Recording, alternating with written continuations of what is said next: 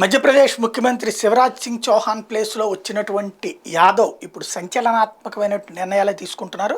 ఆయన ప్రమాణ స్వీకారం చేశాక అనుమతించదగిన డెసిబుల్ స్థాయికి మించి మతపరమైన ప్రదేశాల్లో లౌడ్ స్పీకర్లు ఉపయోగించడాన్ని నిషేధించారు. అన్ని మతాలకి, ఇది మసీదులకు కాదు, ఏ మతందైనా సరే, అది చర్చ్ అయినా గుడి అయినా సరే, ఏదైనా సరే ఓవర్ సౌండ్ ఉండటానికి వీల్లేదన్న ఆదేశాలు ఇచ్చారు. అట్లాగే బహిరంగంగా మాంసం గుడ్లు విక్రయించడాన్ని, ఆలయాల చుట్టుపక్కల మాంసం గుడ్లు బహిరంగంగా విక్రయించడానికి కూడా నిషేధించారు. శబ్ద కాలుష్యం, లౌడ్ స్పీకర్ల అక్రమ వినియోగాన్ని అరికట్టేందుకు అన్ని జిల్లాల్లో ఫ్లయింగ్ స్క్వాడ్ను ఏర్పాటు చేయాలని రాష్ట్ర ప్రభుత్వం నిర్ణయించింది.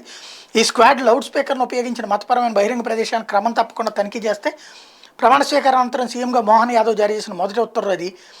ఈ విషయాన్ని అదనపు ప్రధాన కార్యదర్శి హోం డాక్టర్ రాజేష్ రాజోరా చెప్పారు.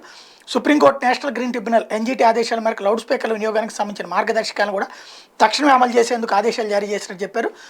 బీజేపీ కార్యకర్తపై దాడి కేసులో నిందితుడి ఇంటిని కూల్చివేసేందుకు, బీజేపీ కార్యకర్త మీద దాడి చేసి నిందితుడి ఇంటిని బుల్డోజర్తో కూల్చేయాలని కూడా అధికారులు కొత్త సీఎం మోహన్ యాదవ్ తొలి ఆదేశాలు ఇచ్చారు. ఈ నెల 3న ఎన్నికల ఫలితాలు వెల్లడైన సమయంలో జరిగిన ఘర్షణలో బీజేపీ కార్యకర్త దేవేంద్ర ఠాకూర్ చెయ్యి తెగింది. ఈ కేసులో ఫరూక్ క్రెయిన్తో పాటు అస్లాం, షారూక్, బిలాల్, సమీర్లను పోలీసులు అరెస్ట్ చేశారు.